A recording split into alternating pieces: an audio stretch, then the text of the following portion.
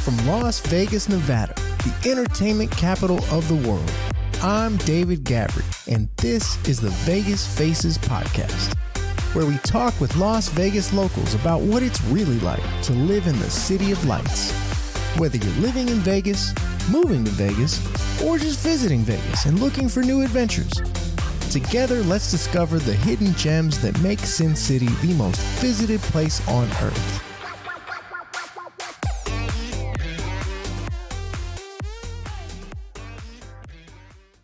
Hey everyone, welcome back to Vegas Faces, where we go behind the scenes with the people who make Las Vegas the most visited city on the planet.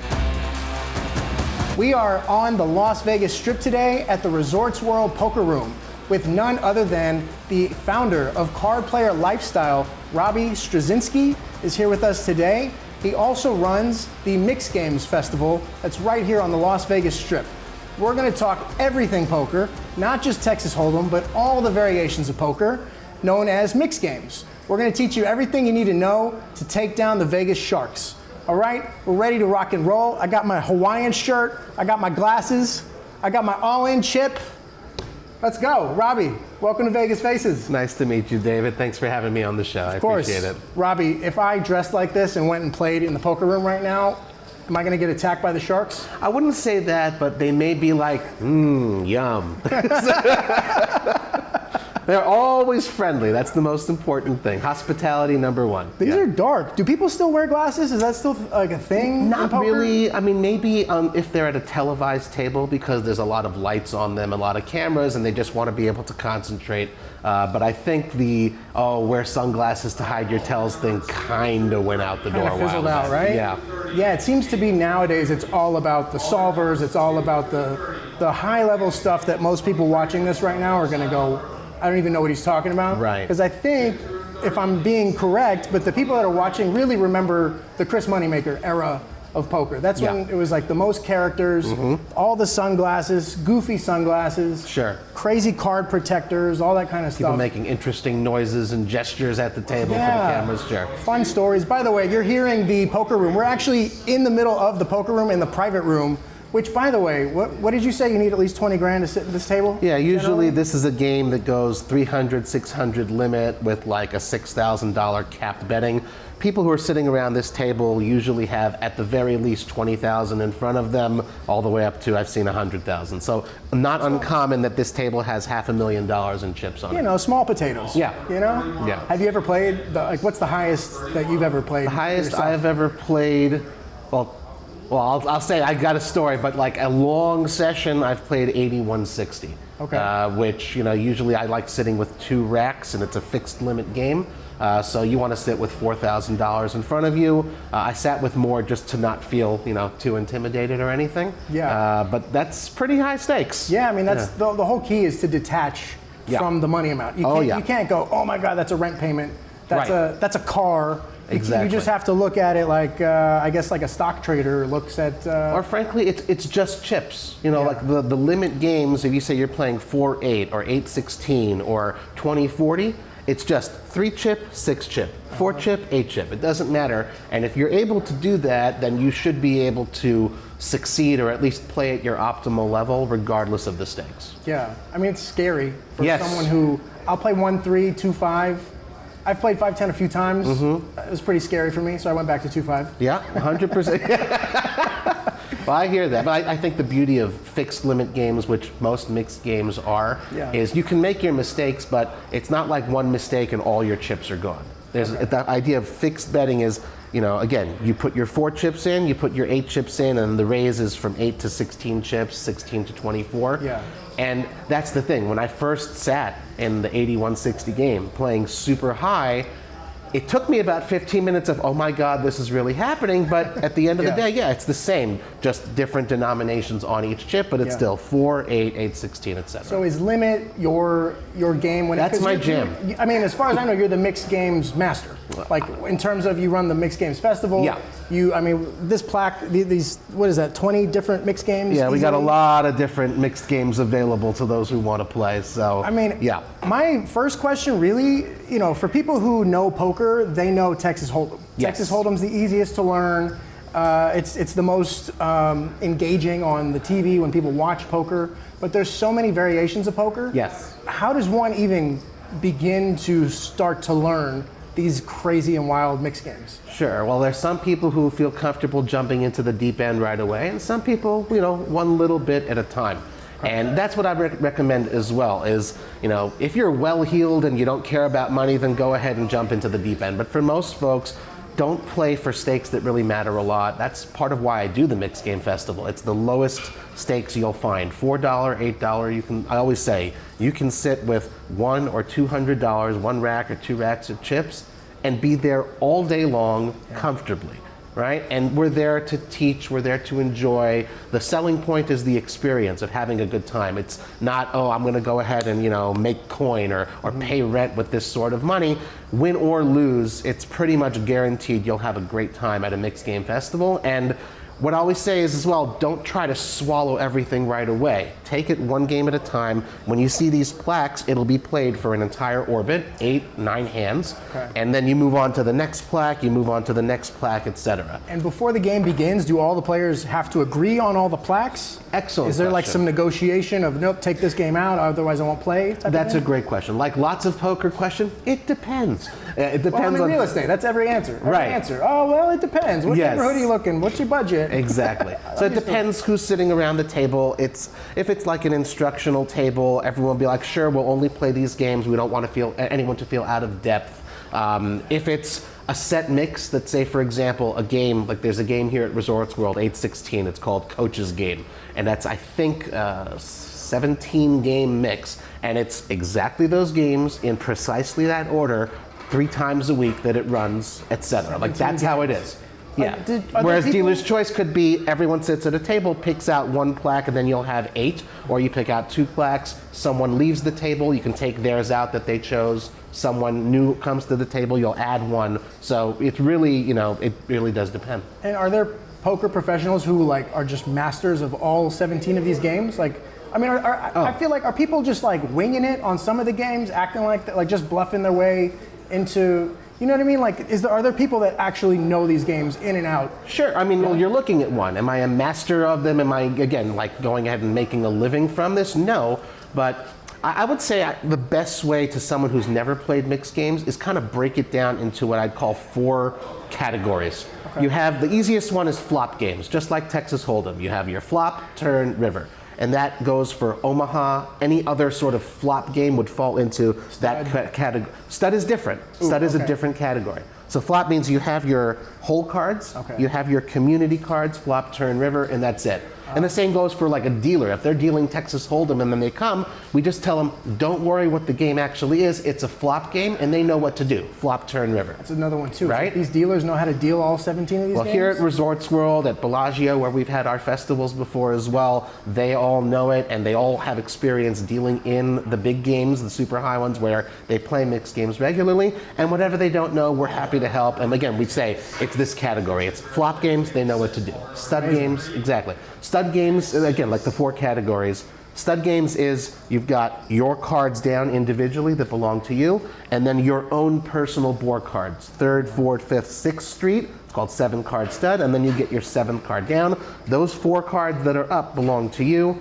Those 4 cards that belong to him, etc. or her. So in 7-card stud, everybody gets 7 cards. Correct. So that means that you can only have, 7 players? 8 players? No, 7 players. Usually it's limited to 7. If you have 8, cards then someone sits out until, for 1 hand at a time, and then you move it around. Is there a process like Billy's in timeout, you don't get to play stud this round? So everyone knows there's the dealer button, the small blind, the big blind, and then the person after the big blind, that's the person who usually sits out. Nice. In stud games, it runs a little bit differently, not to get too into the weeds, but they don't deal with small and big blind, everyone just antes. And then the lowest card, let's say it's the 2 of clubs, is the lowest possible card, that will bring in, and then the action will continue from there. Wow. But again, as far as mechanics of it, so if you say Razz or Razz Daisy or Razz Deucey, those are all stud games. Yeah. So then, again, if we say, your stud category, sure. Now here's how it differs. The spin-off games, that's where it lost me. Yes. I learned mixed games 10 years ago, even longer than that. Before kids, before marriage, I had the time to learn these games. Yep. And once it started getting like Razz, Doogie, and Badugi, and I'm just like, guys, you lost me. Like, I just got good at stud. Right. Now I got to learn these ones too. Dramaha, forget it. So it's a little bit overwhelming, but I like that we're breaking it down because it really makes poker a little bit more fun as opposed to the same old of Texas Hold'em, which is a great game. I love Texas Hold'em. I play it all the time. When I play poker, that's my go-to. But it's nice to know, like, hey, you know what? Omaha High-Low, like, that's actually a fun one. I would agree with that because also if you walk into pretty much any poker room, you'll hear the sound of the chips and you'll know what you'll see. But if there's a mixed game going on, you'll hear them because there's a lot more conversation. Every 8 hands, the game is changing from a stud game to a flop game to a draw game. Right? It just keeps you on your toes a lot more. It stays that more interesting. Sometimes we'll have a 20 game mix and be like, there's more, we gotta add more. You know, you gotta add more, you know? Yeah. So draw game, like 5-card draw, like which is like the one game that I feel like we all learned when we first learned poker. Yes. Like is that actually in the casino, a 5-card draw? I mean, there is a plaque for it somewhere, but it's not really played as much. Usually you'll have something, let's say, Deuce 7 triple draw is a good example. The idea being you have 2, 3, 4, 5, 7. Straights are bad, aces are bad, flushes are bad. So the worst possible hand, which in that game is the best possible hand, is 2, 3, 4, 5, 7. So when you're dealt your 5 original cards, you get 3 draws to try and improve. And you can draw up to 5, sometimes you'll draw. And the way you sort of tell where you're at is, oh, this person's only drawing 1. They're probably doing better than me, and I have to draw 3. You know what? Maybe I shouldn't proceed. Maybe I shouldn't put my 4 or 8 chips on. I'll wait till I'm dealt a better starting hand. So, Robbie, what you're telling me is if I get pocket aces, don't be excited. Do not be excited in a Deuce 7 triple draw game. No. That's got to be the craziest part of the mixed games is in one game, oh my God, pocket aces. Yes, we're thrilled. Sure. Another hand, even with Omaha, if you get aces and aces, you can only use 2 out of 4 cards, right, for Omaha? So it's like there's no, it's like you now, those are the only cards you have. Exactly. Your chances so many of winning. times it's happened to me where I'm sitting and playing, you know, I don't know, a 5-card draw game where I'm like, great cards, wrong game. Got to throw them away. That's just the way it is. So it's knowing what hands are winners in general, or tend to be strong, tend to be weak. And again, like for someone just first exposure to mixed games, this sounds like a lot. But when you're prepared to sit there, again, when you're paying for the price of admission, $100 to $200, and you may not even lose it, and slowly but surely, after I explain it, okay, we've got 8 hands to understand this one, then we'll move on to the next one. And you'll see like the 3rd or 4th game, oh, this is another stud game. Okay, good. Got it. And then it's kind of knowledge that builds on itself. When you build a house, apropos, right? So you have to have your good foundation. No one starts from the roof and builds down. You build from the foundation and build up, and then slowly, okay, this is my stud games pillar, this is my flop games pillar, and slowly you strengthen each pillar of your game to keep on improving and get the finished product. What are your personal favorite games? So I love Deuce to 7 triple draw. It's wonderful. It's a 1-winner game, right? Because often you'll have games that have 2 winners. Split pots. Yeah, split pot. Like Omaha 8 or better is a high and low game. So you know your best low hand, so long as it's 8 or lower, that it qualifies. So I love my Deuce 7 triple draw. It's fun. There's a lot of nuance to it. A lot of tells you can pick up from people. So tells are still a thing in poker. To a degree. It's not, you know, again, it depends on a player's skill level, on how long they've been playing. Could be someone's at the tail end of a 15-hour session, they'll be much more of a tell box than someone who just sat down fresh out of the shower, that kind of a thing. Yeah, that's right. People I mean, real deal poker players play for like 24 hours, 36 hours. Oh, not all the time, but you know, my good friend Ellie Elezra. I will tell you, my good friend Ellie Elezra. I'm showing tells at 2.5 hours. Sure. He's in like the Poker Hall of Fame. He'll play 6 days a week. This is Ellie Elezra? Yeah, the Poker Hall of Famer. You know, he plays the game, loves it, and he'll just sit from noon to midnight, 6 days a week. Wow. That's a typical thing. Yeah, I mean, if you're a professional in any field, you do it all day, every day, right? Absolutely. You do it as much as you can. This is a repetition thing. And it's not just to make money. You really kind of have to love it. Yeah. Otherwise, it'll grow old on you. Yeah. And I'll just answer the second part. My other favorite game is Stud 8 or better. 7-card Stud 8 or better. Yeah. Just because there's a lot of information out there from what other cards your opponents have. Will I be able to hit? Will they be able to hit? And yes. those who process that information quickly, effectively, are able to kind of outmaneuver their opponents well, usually. So it's like you got to be good at card counting, as well as reading people, as well as knowing the game. It's like, what, you didn't say there'd be math? Well, there's a little math, a little bit in poker, Yeah. but it is a helpful skill to have, yeah. Poker's an interesting one because it's an art and a science, Yeah. whereas like blackjack, you just memorize the rules. Sure. And then just regurgitate. But Well, in poker, it's like there's some finesse there, there's some nuance. So that's the thing. I feel like that what you said about memorizing and knowing the rules applies for beginners to poker, but the longer you play it, yes, there's levels to it. And, you know, woe unto the poker player who believes they've learned everything. It doesn't matter. You could be playing for 10, 20, 30 years. If you think you've got it, you'll be on that down escalator real quick. You're always learning, and I think that's one of the beautiful things about the game. Yeah, it's like life, right? Yeah. Once you think you know everything, that's, you know, if you're in business, whatever it is, that's usually the start of your decline. Yeah. When you think you don't need to learn anything anymore. Sure. And we probably see that in poker too, these waves of these phenoms, and then as they get older, some of them fall off because the young kids figured out some new technology that helped them master the game in a way that takes out the old guard. For sure, and I would say not necessarily to be all professional, but even recreational players who enjoy the game, you can play the game well into your 80s, 90s, and people love doing that because, you know, like a lot of people do crossword puzzles or Sudoku. Yeah. This is something that keeps your mind active. You know, people who just go to the casino, that you don't need to pay rent or worry about money anymore, but it's social, it keeps your brain active, it keeps you young, frankly. So I really hope to be doing this, you know, till 120. There we go. Yeah. Amen to that. Yeah. Now, what about if you want to be, for anyone watching that thinks they want to be a poker professional here in Las Vegas, is mixed games the way to go? Is that the new route? Because perhaps Hold'em is oversaturated.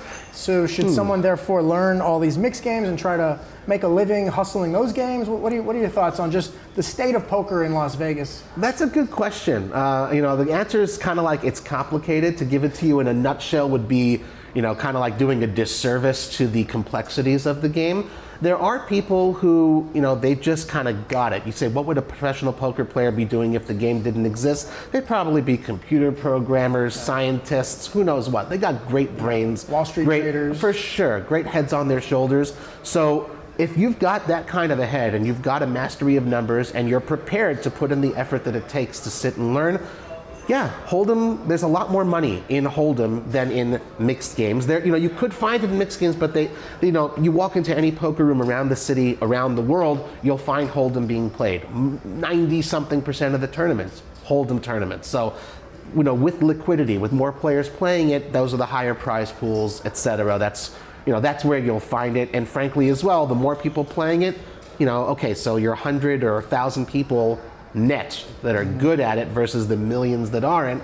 Hold'em is where I would go, but you've got to still put in, you know, you got to memorize those charts, you got to study, read the books, etc. Mixed games, I'd say, you know, once you can master in general how the rules are for every single game, the learning curve is, you know, a little bit kinder, gentler. If you're prepared to, again, put in the time and effort, you can get pretty good relative to everyone else who plays mixed games pretty quickly. Yeah, okay. Is there a mixed game or a category of certain mixed games that are seen as perhaps harder, more challenging? If a poker player, a poker professional wins a World Series of Poker bracelet in such and such categories, are they considered like, wow, they just earned an extra amount of respect? Sure. So I would say that aside for the main event, you know, whoever wins the main event is obviously like, you know, the it guy for the year or the queen. So we're hoping that a woman will win the main event at some point as well. That hasn't happened. They've made the final table before. I think part of why that hasn't happened is because there's like 50,000 guys and like 1,000 women. It's just, it's a matter of... It's a numbers game, right? Exactly. Women, come play poker. And more and more are and have been coming in over the years, and so much effort has been put into highlighting and showcasing women in the game, and the more they succeed, the more people it brings in. It's a great positive cycle. On the topic of women in poker, because I mean, this is war, this is battle. Yeah. Like, I'm trying to take this guy's money, he's trying to take my money, and everyone at the table, we're gonna duke it out. Yeah. So be a woman in poker, I feel like you got to be a hard, like, because there's some scummy, degenerate men out there, unfortunately, in this poker world. Sorry guys, but they're out there. Yeah. That will try to take advantage. They'll try to whether, not necessarily illegal moves, but maybe, what do they call them? Like, what are those called? When you do something that's not technically illegal, but it's definitely... Angles. Angle shooting. Angles, yeah. Angle shooting, trying to, the woman's at the table, therefore she must be weak, I'm going to target her. I think thankfully, like the fact that it's a man or a woman, that kind of thing is slowly fading away. I think so. I mean, I know when I sit at a table, whoever comes and sits down, okay, it's a person at the table. It doesn't matter man or woman, race, creed. Like, that's one of the beautiful things about the game. So long as you've got your buy-in, then you can sit. It really doesn't matter who you are, where you can, and you got to be over 21, obviously. And again, just it's always good to have more representation in the game, but at the end of the day, whoever has the buy-in is welcome to come and sit. It's great. Back to the mixed game question, so aside for the main event, there's something called the PPC. It's a $50,000 event, the Poker Players Championship, and that is considered among the pros to be the most prestigious bracelet, the most prestigious title of the year. It comes with something called the H.O.R.S.E trophy. Back in 2006, the first time that tournament was run, it was won by a gentleman named Chip Reese, and then the following year, unfortunately, he passed. He was thought to be one of, if not the best player who ever played, certainly on the Mount Rushmore of poker players. So they named the trophy after him, and 2005, so almost 20 years or so. It's like 25, So 20 years or so that this has been being given out. And it is super prestigious. It actually just happened at time of recording, early July. Vegas too, PPC? It takes place during the World Series of Poker, and it's one of the 100 bracelet events. So there's a bracelet plus this trophy. First prize is usually north of $1 million. And in the 20 years that this tournament has been run, astonishingly, there are people who have won it multiple times. There's a guy, Dan Cates, who's won it twice. It was back to back. Jungleman, right? Jungleman, exactly. He's a character. He dresses up as one, exactly. A gentleman, Brian Rast, he's in the Poker Hall of Fame. He's won it 3 times.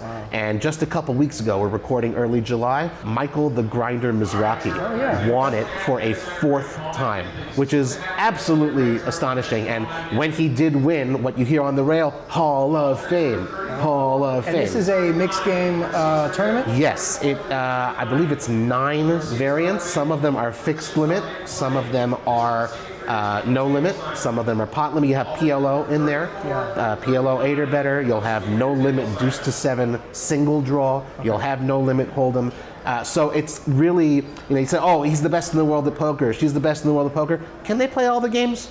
That is part of a true measure of what being, great at this game is. Have you mastered truly all these variants more than your contemporaries, the other greats of the game? So not as much respect for the guy who's just proficient in Hold'em. Not as much, no. Again, not to go ahead and diminish them in any way, shape, or form, but if all you're good at is Hold'em, it's happened to me. People will come, and play in our little 4-8. $4, $8 mixed game. These are people who have won multiple bracelets, millions of dollars. I could wipe the floor with them if they've never played anything besides Hold'em. I'd slowly but surely take all their money, right? You have to master all the various disciplines. I want to get into just a few mixed games. I like to run a poker game at the house, in the garage. We pizza, whiskey, beer, just a fun social hour, not serious game. Sure. For anyone out there who just likes to play at home for pennies or whatever, just to have fun with the family and friends, what do you recommend? What are maybe 2 or 3 games that we can show and demonstrate? For the next time we do a poker social hour, what do you recommend we deal? So you're talking something that's not Hold'em, right? Not Hold'em, So what we've done here is we've taken 3 different categories of games. So we talked about our flop games, we have our stud games, and we'll have our draw games, right? So let's start with the flop game. All right. We've got a handy deck of cards here. Thank you, David. So Omaha 8 or better. So when you say 8 or better, it means it's a high-low game. There's going to be 2 winners. The pot is going to be split between the player with the best hand and the player with the lowest hand, so long as they qualify with 5 cards that are 8 or lower. I'm gonna put my glasses on for this. Sure. So let's go ahead and actually just deal it out. We're just gonna go all in blind, Robbie? Oh yeah, 100%, yeah. This is just for the sake of explanation. So because it's Omaha, everybody gets dealt 4 cards? Yep, exactly. Okay. Yeah, I'll just throw out a Just couple some random combinations. 100%. That's fine. And then we'll just, hopefully this will work. Oh, this is 5-card Omaha? Yep. Okay. Is that known as Big O? Is that what Big O is? Oh yeah, sorry, I forgot this 5 cards. Let's do 4. Is Omaha 8 or better? Good point. Yeah, you got me it's there. easy to mix up the mixed games. That's fine. Right. Okay. Do you ever just get them mixed up in your head? Like, are you ever in the middle of playing Badugi, but you think you're playing Deuce 7 or something crazy like that? Well, thankfully I don't think that, because what happens is at a professional game, you'll always have the plaque somewhere near the middle of the table. So it's up to you. It's your responsibility to, pay attention. Okay. You're a big boy, you're a big girl. If you're playing for real money, you better know what game you're playing. Has it happened to me that I'm playing the wrong game? Alas, it has happened. It's a common mistake, right? I wouldn't say common, but it does happen. But the worst is when your opponent is playing the wrong game and they call when they're clearly not supposed to, and somehow they still have a better hand than you. Yeah. That's the worst feeling in the world, because they're playing the wrong game and somehow they still took your money. Go figure, right? So everyone is dealt. We'll have our That's two probably players. a move that's probably something that I'll do. I'll piss somebody off. So you'll have 2 players who are dealt 4 cards. Okay. All right. You'll have your flop, turn, and river. Now, this is Omaha 8 or better. So again, we'll play it open. This is not a great starting hand. You're 2, 4, 5, 8, but you do have 2 suits. You know what? Let's instead of going through like what's the best starting hand, sure. Give me like a general. You generally want high cards. You generally want suited cards, perhaps. Maybe cards that are connected, such as like 7, 8, or 8 For and 9, sure. 9 and 10. Precisely, and that's why this is a good representative of a starting hand. Okay, this is great. because you have a pair of kings. Pair of kings. You also have 2 suits. Ace and 10, so possibility for a straight. Exactly. However, double flush. there's one thing that you don't have, and you can tell me, David. What don't you have? Okay, so because it's 8 or better, we don't have any low cards. Exactly. So a lot of these poker variations, you want the worst hand, right? Like so not typically a strategy for high-low games is go for the low and back into the high, right? Because if, let's say, for example, ace 2, 3, 4, 5 is the lowest possible hand, but it's also a straight. So you can't have that in high-low. You can, and it's desirable. Oh, okay. Right? Because if you are holding ace 2, 3, 4, 5, you have the best possible low and a pretty decent high hand. If all you have is 2 pairs at the end of that, I will scoop. So I will take both the high portion and low portion of the pot. So that's like a little strategy nugget for you. In high-low games, you want to be going for both and try to scoop. If you're going for half and you don't hit it, you've essentially given up half the pot, right? So what was the game you explained where you don't want to have a straight? Oh, that's deuce to 7 triple draw. Because that's a single winner game, and straights are bad. Yeah. I'm definitely going to, whichever game I get a straight in is the game that you're not supposed to have a straight, or vice versa. So wait, is that where the term steel wheel comes from? Ace 2, 3, 4, 5? Ace 2, 3, 4, 5 of the same suit is called a steel wheel, a straight flush, exactly. Yeah. Okay. So the betting would commence beforehand. You'd have your flop, queen, 3, 6. But now you can only use 2 of these. Correct, So you kind of have to pick and choose one as it gets dealt out, which 2 are your best. Exactly. Okay. So whereas this looks like a lot better hand than this before the flop happens, all of a sudden I'm in much better shape, right? Because we have 2, 3. Wait, what if we did 2, 3, 4, 6? Right, but that's not a hand yet. Okay. However, we still need one more. I also have a open-ended straight draw. Any 2 3, 4, or any 5, 6. 7 that comes gives me a straight. Got it. I have the 2 and the 4. A 5 would give me a straight.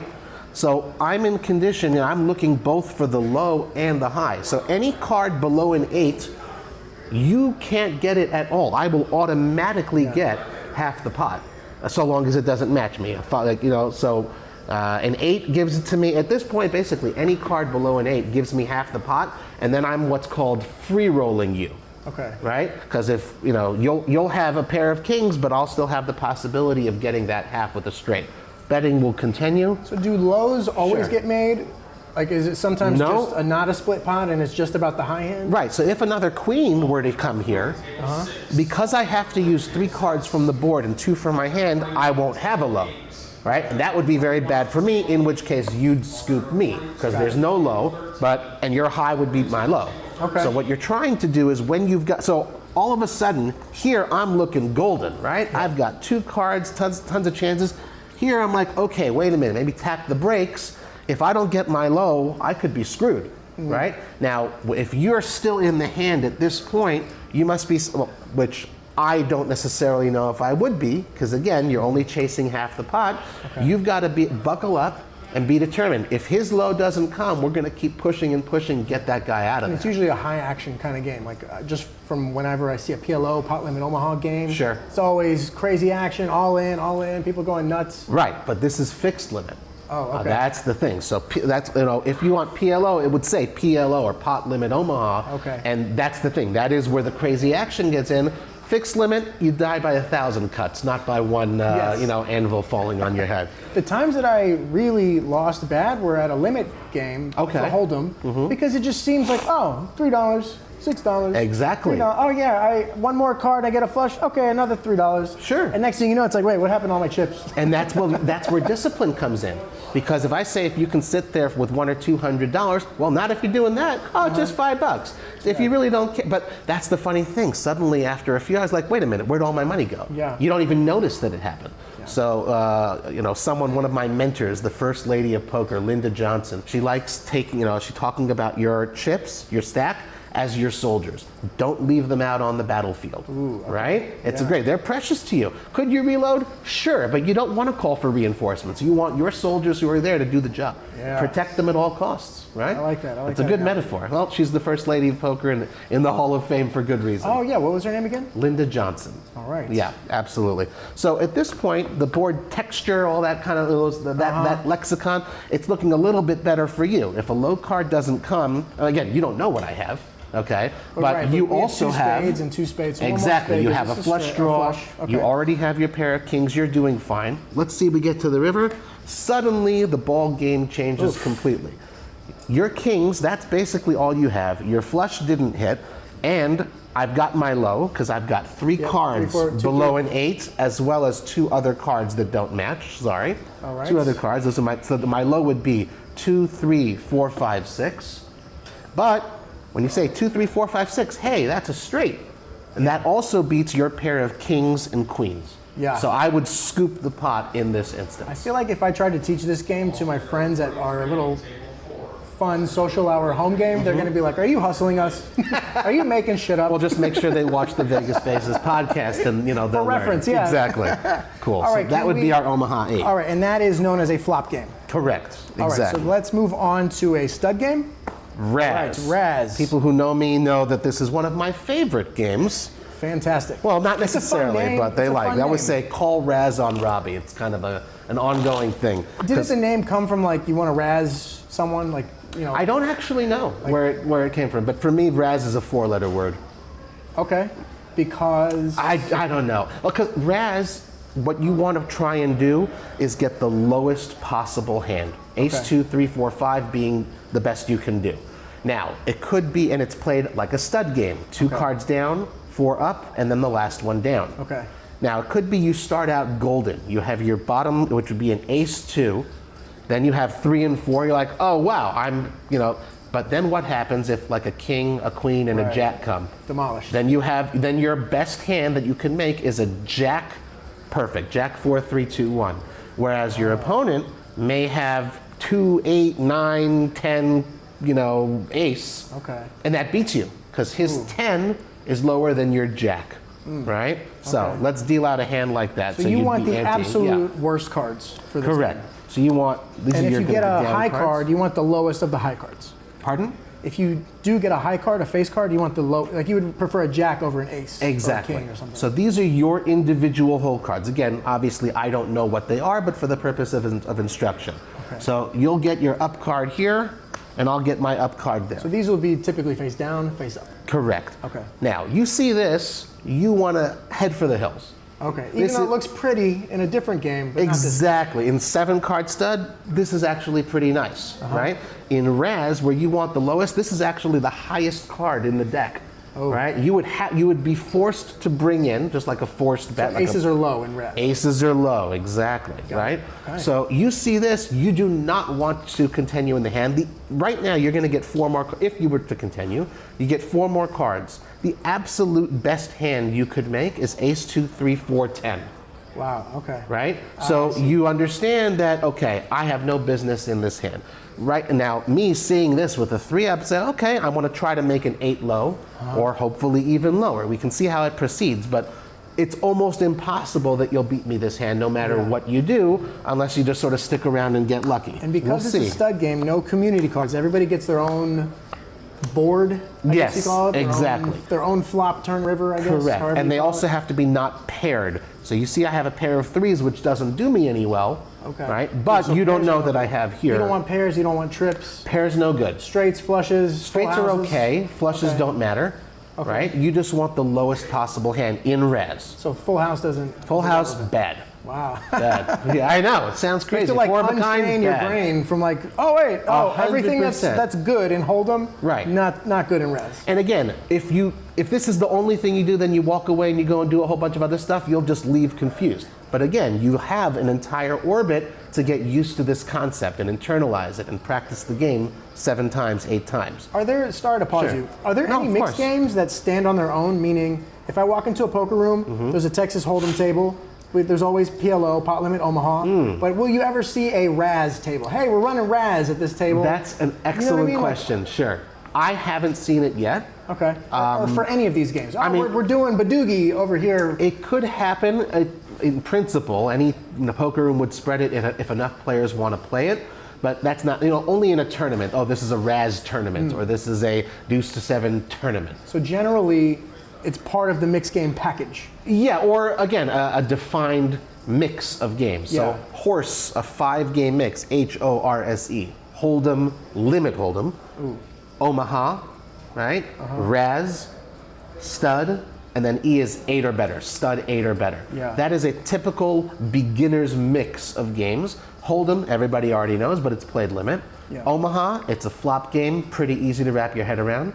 Right? And then you have 3 stud games in there, there's no draw games at all. Yeah. So in a 5-game mix like that, you only have 2 categories to worry about, right? Some of them are straight one-winner games, and some of them are high-low split games. And like, okay, I could deal with that. I'm still in the kiddie pool, and that's fine, right? And then slowly but surely you expand your knowledge to other games. Yeah. I played a horse tournament when I lived in Chicago, and the emotions ran really high. There was the player busted out of the tournament because he claimed to be the best Razz player. He goes, I'm the best at Razz. Right. If there wasn't fucking Hold'em on this game, I would have won this. Yep, that does happen. Well, that's the thing. No matter how much skill you have, how much skill you apply, there's always that element of luck. And again, that's one of the beautiful features and facets of all poker games. It's like anybody can win at any time. Yep. Obviously, the better players tend to win the most, but still, it's anybody's game on any given day. Absolutely. I'll just deal out the 7th card just so we can understand what's happened here. Okay? So we know my hand. Now I have a pair, but pairs are no good. We want to make the lowest possible. So we start with our lowest card and we move up. This would be my showdown hand. I've got an 8-5 low. That's what I would say. Or I've got 8-5. You don't need to say low because in Razz all hands are low. This is my showdown hand. You name the highest cards. Exactly. In your low. Okay. So you tell me, David, what is your hand at showdown? All right, well, trip 7s, baby. No, I'm kidding. Right, exactly. But that's literally because of the amount of times I play Hold'em, that's where my mind goes. Exactly. So it's like I have to untrain. I guess, wow. We said 7, pairs are 10 bad. Jack. Pairs are bad, right? 7, 10, Jack, Queen. What do we, a King low? Yeah, exactly. So these are no good. The highest of the highest Exactly. card. You want to go from low to high. This is your showdown hand. Not very good. Yeah. Again, you would never get to that point, but this is what, and your You don't 7s, get they points don't help you at all. for beauty. I mean, you've got the King, the Queen, the Jack. Points perhaps, and parents of like, yes, please stay at our table if you keep playing those hands, but you want to try and avoid hands like those. That is Razz. Very fun. Yeah. So again, like it could happen that I start beautiful, but you never know what's coming, and that is the issue with Razz. It could be you start, with something like this and in a horrible shape, but you end up beating me because I just get, we call them bananas, really, really horrible hands. So they literally call them bananas? yeah, it's like a term. I wouldn't say of endearment, but it's a term. Like in the poker world? Yeah, you'd say you get ace 2 3 4 banana banana banana. There's even shirts that are made where you see ace 2 3 4 and a cluster of bananas. We're sitting in the high roller room. you got to buy in at least $20K, but it's nicer if you have at least 100. And everyone's just shouting bananas. Absolutely. Money flying everywhere. Absolutely. So we move on to our last game, a draw game? Yep, the Badugi. Okay. Which I remember when Badugi came out, I'm going to guess 10 or so, maybe 15 years ago. Okay. Maybe not. Maybe it's been around since the 80s. I have no idea. But I'm not 100% sure. I know, it comes from South Korea. Oh. And like a lot of things, a poker player was there, saw it, and then brought it here. Hey, this is a cool game, let's try this. Yeah, right? Okay. So this is a draw game, and this is a little bit different because it has to do with suits rather than hand rankings, right? What you want here is it's a 4-card draw game. You can draw 3 times, and you're not trying to get a royal flush. You're trying to get the lowest 4-card hand with 4 different suits. Ooh. So the best possible hand would be ace, 2, 3, 4 of 4 different suits. Pairs, good or bad? Bad. Bad, exactly. High cards, good or bad? Horrendous. Horrendous. You want low cards, so we're gonna give you 1, 2, 3, 4. Let's play it open. Okay. All right. Okay, so each of us has 4 cards. Doesn't matter the order, right? It doesn't matter the order. You want as low as possible and all the different suits. Okay. So if it's your first draw, what would you likely get rid of? So we want low as possible. Bye-bye 10. Get out of here. Okay. And how about the 8? Oh, okay. So yeah, draw game. You can get rid of all your cards? You can get rid of up to 4. Okay. Would you keep the 8 or would you hold on? 8's got to go. Now, why would you get rid of the 8? I don't know, because I want ace, 2, and 3. Well, the issue is you already have a diamond. And you need 4 different suits. Right. Okay. So even if this was a 3 of diamonds, then you'd say I'd get rid of the 5. Okay. Because you want cards of 4 different suits. So here, so it's like a double whammy. Exactly. You need low cards, but also different suited cards. Sure. Now there are people who would hold on to the 10 because sure it's high, but it's a 3rd suit, right? Okay. There's different strategies. Now I feel like I'm playing video poker where it's like push the button on. Exactly. But you're going about it the right way. So we got rid. Wait, so keep the 10 maybe? Let's say throw away the 10 because it's not high enough. We're gonna regret I don't know about that. You're gonna get 2 cards, and I'm gonna get 1 card. Okay? Okay. So now we have proceeded further along in the hand. This is like a double-edged, like pairs are bad, but we've got 2 different suits. Correct. Now you don't know my cards, but you know what you've gotten rid of. Okay. So you know, for example, I've got now a club, a spade, and a diamond. Your hand has improved. Okay. So get rid of the 6 of clubs. Because you already have a club. Okay. Your hand has improved pretty nicely. Okay. So you want to get rid of that. I've improved as well, because I started here. I got a diamond, which I already have, but it's lower. So my hand got better, it got lower. And we get how many discards? 3? Up to, 3 exchanges, exactly. So is it a tell, is it like strategy when so-and-so doesn't discard? Exactly. Or if you're bluffing, ooh, maybe I'm just gonna not discard and make you think. And apropos Vegas, you know, one of the hottest places in the world, that's called snowing. It does snow here, but snowing is when, let's say for example, wacky case, you've got 4 aces. So what that does give you is a lot of information. You know that none of your opponents can get an ace, right? Maybe you decide, you know what, this is a good snowing opportunity, bluffing, and you just go ahead and bet like there's no tomorrow in the hopes that they will all fold. If they don't fold, you're dead in the water because you've got pairs up the wazoo. Nothing you can do. But yes, there are opportunities to go ahead and snow. This is our final draw. Yeah. So then, without throwing out the cards for the other ones, there's Badugi, Badesi, and Badusi. Yes. What the hell is going on there? Well, when explaining flop, stud, and draw games, I wanted to go as simple as possible. But all that other stuff is when you start combining. Exactly. So you have Badesi, which is also a triple draw game. It is a split pot game, though. This is a single winner game. Oh, okay. So it involves the element of Badugi, so you need 4 different suits. And Badesi, meaning, and AC is the low part. So your best possible Badugi hand is ace 2, 3, 4. Okay. Your best possible low hand is ace 2, 3, 4, 5. And it doesn't matter what the suits are. Okay. Right? So what that does is, let's say you have a Badugi, ace, here, this is a Badugi, okay? Ace, 5, 6, jack, you've made a Badugi, because it's different suits, exactly. And let's say you've got this. This is your Badesi hand, okay? So you'd have a jack 6 Badugi and a jack low. Someone like me, let's say here, I don't have a Badugi. I only have 3 suits, okay? You have your diamond, spade, and heart. So your Badugi would beat my lack of Badugi, my 3 card, so you'd get half. But my 9 low, 9-6, beats your Jack 6. Okay. So I'd get that half of the pot. I'm gonna have to watch this again. I'm gonna post it. So yeah, that's basically the idea. This is amazing. Thank you for the tutorial. My Thank you, pleasure. Robbie. Before we get out of here, I gotta get you out of here soon. I want to know just what do you like about Vegas when you're not running poker festivals, when you're not playing poker? What does someone like you enjoy here in this town, whether on the strip, off the strip? What do you like to do for fun here in Vegas? Maybe things that people don't know about as much. So I don't know if it exists anymore, but I did this with my wife. It was really awesome. It's called Ride the Rails. I don't know if it exists, but it's basically, I don't know, 20, 25-minute drive way out in the desert. There's a track, like a railroad track, and they have kind of like these buggies that stay on the track, and it's pedal powered. And they have one at sunset, which is super awesome and a lot of fun. I enjoyed that a lot with my wife. So I don't know if that exists anymore, but if so, I did it 2 years ago. So wow, that sounds fun. It's called Ride the Rails. That was pretty awesome. I like going to a good restaurant, but Orthodox Jew, so my options are relatively limited in this town. Well, you know what? It's not. That's the thing. It's really like you go. It's a major city. Obviously, over 1 million people. Plenty of kosher restaurant options. My favorite, shout out to them, Burnt Offerings. Yes, they're we really know her, awesome. Alexandria. Yeah. And Steve is okay. Fantastic people. Yeah. I haven't been there yet. And I've heard really good food.